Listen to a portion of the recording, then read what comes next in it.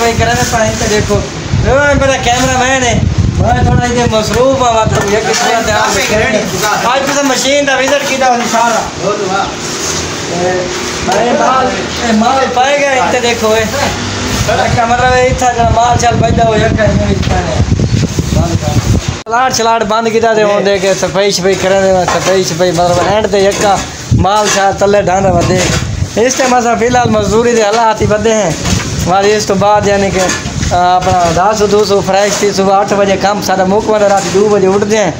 ये मशीन की सफाई मतलब यकी सफाई शफाई थी गई भाई सारा रात ही पई है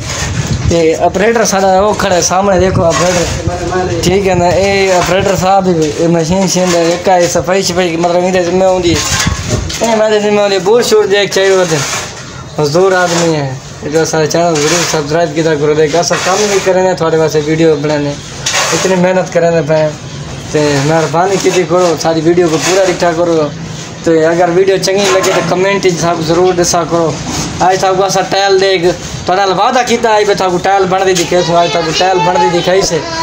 तो इंशाल्लाह कल तक इन्ना लीवर के बारे समझे सू यका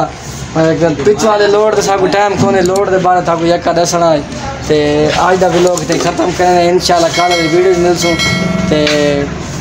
तो आने वाली वीडियो जरूर इंतज़ार कराए।